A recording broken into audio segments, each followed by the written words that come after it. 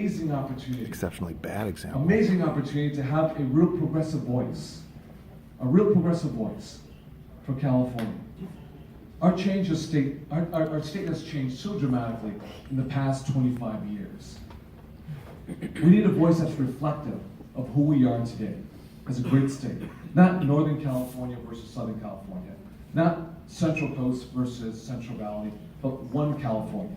One voice that provides opportunity for all individuals, regardless of who you are, regardless of where you come from, regardless of the hue of your skin, regardless of who you love, and regardless of what God you pray to. We're all Americans that deserve real opportunities to succeed, to have our children move forward, to love who you want to love, without any resistance of anyone getting in the way or being an obstacle. To the Democrats here present, to those who are not Democrats as well, I want to say thank you for giving me this opportunity to share a few words with each and every one of you. For those who already are endorsing me and supporting me as delegates, I thank you. For those who are considering and came here to give me, to take a look and see what this individual is all about, I can say this, as John just mentioned, as the first person of color in more than 133 years to lead the California State Senate, I always believe truly that you don't build political capital and you squander it, or you just build it for political sake, but you use that political capital to improve the human condition. And that's how we got minimum wage, $15 an hour. That's how we got the most far-reaching, which is pushing people out of work in the world. That's how we got equal pay for women doing equal work as their male counterparts. That's how we got yes means yes, affirmative consent. That's how we got out of the Senate, single payer, Senate Bill 562. And that's also how we got... Boo! No single payer! No single payer! For all of our immigrants in the great state of California. This guy... Boo! Afuera! Together to Washington, D.C. Thank you very much. Boo! Afuera!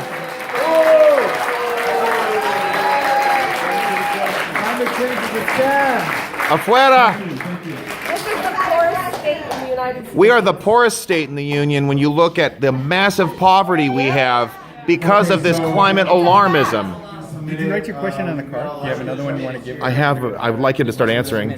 I tried to submit this one, so I'd like. I'll bring it right up. I'm gonna. Some of these are for Villaraigosa. These are federal questions. Thank you. So, I don't like being lied I've heard to. from a lot of people when I'm talking to them about your campaign. I don't like being lied People to. who are very progressive, but they have a concern that because of the huge heavy lift we have in these midterms to take back the House and maybe even the Senate for Democrats, Yeah.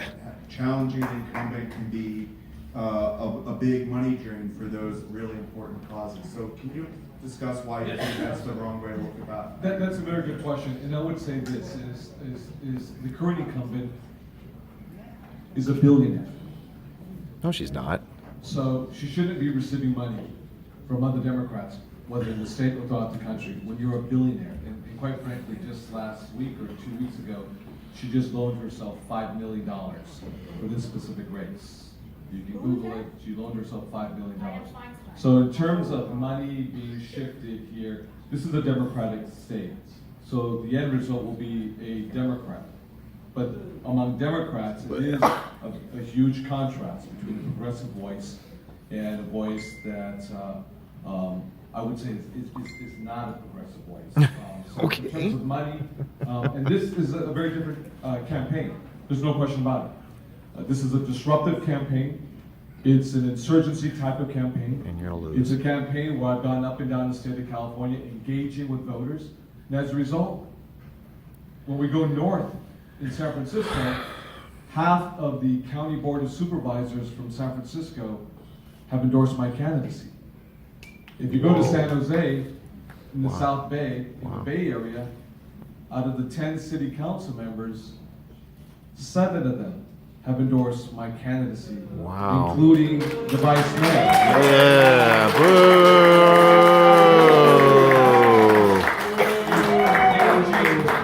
Engaging with folks. You know, just last week I had 3 city council members from the city of from San Diego, just endorse my candidacy.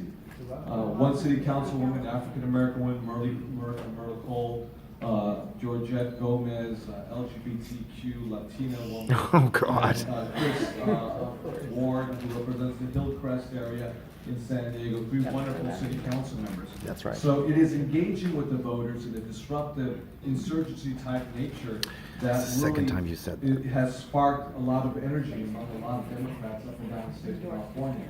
So in terms of money coming to California, yes, there will be money coming from California, from the military industrial complex, because they want to keep the incumbent in the position that she's in, no doubt about it.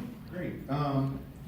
So as Senate Pro Tem, you've had to deal with this series of sexual harassment and assault allegations. Yep. In Sacramento. Perverts. They've now led to 2 resignations and No, 3. I wrote this yesterday. I said 1 suspension. Now there's actually, since I wrote this, a 2. new suspension. Christina Garcia. I mean, it's just- Right. So. She For grew up sure, 2 yeah. men. So can you discuss what we need to do in Sacramento Men say me and too. in Washington and frankly workplaces everywhere to curb this behavior? And then additionally, is there a legislative solution? Yeah, to that's this? her, Or is it Assemblyman. just a behavioral change? Well, that's a very good question, and I'm glad you asked that question, because this issue with regards to sexual harassment and sexual misconduct, and we have to have a very frank discussion about this, because this is a societal issue.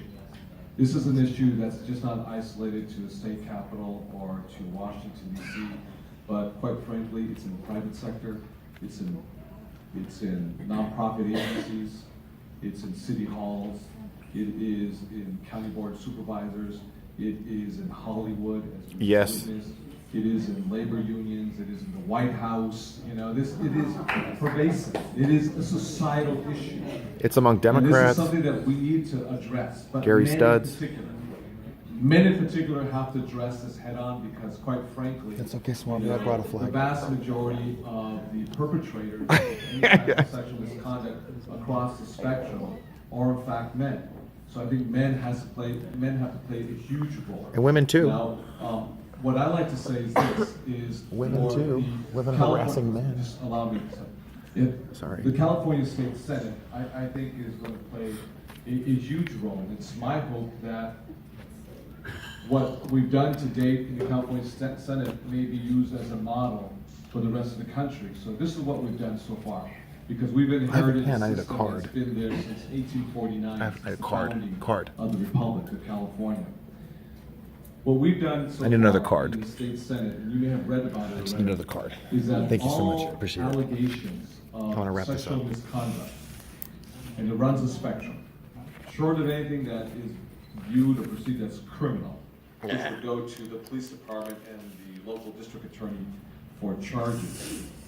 All allegations of sexual misconduct, harassment, go outside to an independent body, separate from the Senate. That is, in this case today, it is 2 firms called Van de Meiden Maddox.